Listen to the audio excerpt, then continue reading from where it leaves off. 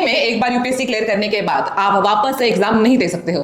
क्या आईएएस और आईएफएस बनने के बाद आप अपनी पसंद की पोस्ट और प्लेस में ट्रांसफर के लिए एलिजिबल नहीं रहोगे? क्या आईपीएस में सिलेक्शन होने के बाद आपके आईएएस और आईएफएस बनने के सभी रास्ते बंद हो जाएंगे? और क्या सही में फॉर्म भरने में एक छोटी सी गलती आपका रजिस्ट्रेशन कैंसिल कर देगी? यूपीएससी सीएसई 2026 के न्यू रूल्स को लेकर इस वक्त देश भर के स्टूडेंट्स परेशान हैं। इस वीडियो में हम न्यू रूल्स को अच्छे से समझेंगे, जिससे आगे चलकर आपको फॉर्म भरने में कोई प्रॉब्लम नहीं आएगी और साथ ही आपको पता रहेगा आप किस एग्जाम के लिए कब तक एलिजिबल हो। उससे पहले क्लिप न्यूज इंडिया को सब्सक्राइब कर लो ताकि एग्जाम से रिलेटेड सभी अपडेट्स आप तक पहुंच सके।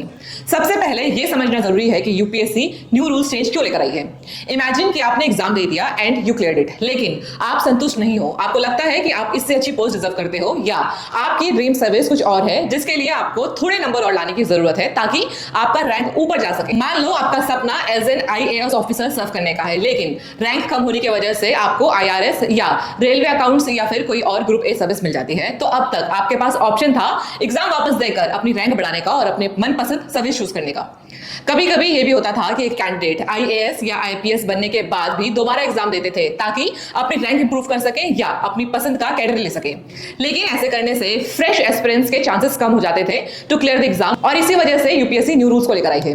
सबसे बड़ा चेंज आईएएस और आईएफएस को लेकर आया है। अगर कोई कैंडिडेट ऑलरेडी आईएएस या आईएफएस बन चुका है या सर्व कर रहा है तो वो यूपीएससी सीएसई 2026 का एग्जाम दोबारा नहीं दे सकता है।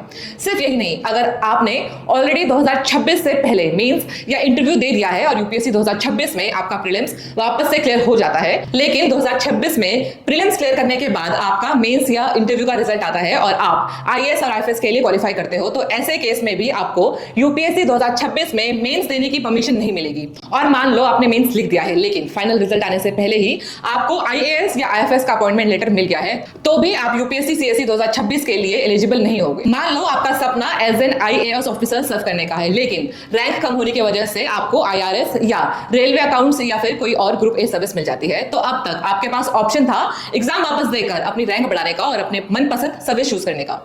कभी कभी यह भी होता था कि एक कैंडिडेट आईएएस या आईपीएस बनने के बाद भी दोबारा एग्जाम देते थे ताकि अपनी रैंक इंप्रूव कर सके या अपनी पसंद का कैडर ले सके। लेकिन ऐसे करने से फ्रेश एस्पिरेंट्स के चांसेस कम हो जाते थे और इसी वजह से यूपीएससी न्यू रूल्स को लेकर आई है। सबसे बड़ा चेंज आईएएस और आईएफएस को लेकर आया है। अगर कोई कैंडिडेट ऑलरेडी आईएएस या आईएफएस बन चुका है या सर्व कर रहा है तो वो यूपीएससी सीएसई 2026 का एग्जाम दोबारा नहीं दे सकता है। सिर्फ यही नहीं, अगर आपने ऑलरेडी 2026 से पहले मेंस या इंटरव्यू दे दिया है और यूपीएससी 2026 में आपका प्रीलिम्स वापस से क्लियर हो जाता है, लेकिन 2026 में प्रीलिम्स क्लियर करने के बाद आपका मेंस या इंटरव्यू का रिजल्ट आता है और आप आईएएस और आईएफएस के लिए क्वालिफाई करते हो, तो ऐसे केस में भी आपको यूपीएससी 2026 में मेंस देने की परमिशन नहीं मिलेगी। और मान लो आपने मेंस लिख दिया है लेकिन फाइनल रिजल्ट आने से पहले ही आपका आईएएस या आईएफएस का अपॉइंटमेंट लेटर आ गया है, तो भी आप यूपीएससी सीएसई 2026 के लिए इनएलिजिबल हो जाओगे। सिंपल शब्दों में समझो, आईएएस या आईएफएस बनने के बाद अगर कोई फिर से एग्जाम देना चाहता है तो उसके लिए उसे पहले अपनी जॉब से रिजाइन करना पड़ेगा। अब बात करते हैं आईपीएस के न्यू रूल्स की। अगर कोई कैंडिडेट पहले के एग्जाम के बेसिस पर एज एन आईपीएस सेलेक्ट हो चुका है या उसको अपॉइंटमेंट लेटर मिल गया है, तो यूपीएससी 2026 में वो दोबारा आईपीएस चूज नहीं कर सकता है। वो दूसरी सर्विसेज के लिए अप्लाई कर सकता है अगर कैंडिडेट की एज और अटेम्प्ट अलाउ करती है तो। अब सवाल, ऐसे केसेस में कैंडिडेट कितनी बार अटेम्प्ट दे सकता है? अगर आप आईपीएस के लिए ऑलरेडी क्वालिफाई कर दिए हो और यूपीएससी 2026 में या उसके बाद आपको वापस अटेम्प्ट देना है, तो यूपीएससी आपको देता है वन टाइम रिलैक्सेशन, जिससे आप आईपीएस के बाद अब आईएएस या आईएफएस के लिए ट्राई कर सकते हो। ये रूल्स इसीलिए लाए गए हैं ताकि एक ही इंसान बार बार आईपीएस सीट ना ले और फ्रेश एक्सपीरियंस को भी चांस मिले। इस रूल के तहत कैंडिडेट यूपीएससी सीएसई 2027 का एग्जाम दे सकता है, लेकिन एक कंडीशन के साथ। कैंडिडेट को ट्रेनिंग ज्वाइन करने से पहले कंसर्न अथॉरिटी से वन टाइम एग्जाम्पशन लेना होगा। ये एग्जाम्पशन सिर्फ एक बार मिलेगा। अगर कैंडिडेट ट्रेनिंग ज्वाइन कर लेता है तो फाउंडेशन कोर्स करना कंपलसरी हो जाएगा, और अगर कैंडिडेट ना ट्रेनिंग ज्वाइन करता है और ना ही एग्जाम्पशन लेता है तो यूपीएससी ये मान सकता है कि कैंडिडेट सर्विस लेना ही नहीं चाहता है और 2026 का सिलेक्शन कैंसिल भी हो सकता है। अब मान लो कैंडिडेट ने 2027 का एग्जाम दे दिया है। अगर 2027 में वो वापस से एग्जाम निकाल ले और उसे बेटर सर्विस मिल जाती है, तो कैंडिडेट के पास चॉइस होगी 2026 वाली सर्विस रखे या फिर 2027 वाली चूज करे। और अगर 2027 में सिलेक्शन नहीं होता है तो कैंडिडेट 2026 वाली सर्विस ज्वाइन कर सकता है। अब बात करते हैं फॉर्म फिलिंग के न्यू रूल्स की, जहां स्टूडेंट सबसे ज्यादा टेंशन में है। यूपीएससी ने एप्लीकेशन प्रोसेस को काफी स्ट्रिक्ट बना दिया है। इस बार फोटो और आइडेंटिटी वेरिफिकेशन पहले से ज्यादा एडवांस होगा। एग्जाम सेंटर्स पर फेस ऑथेंटिकेशन मैंडेटरी होगा।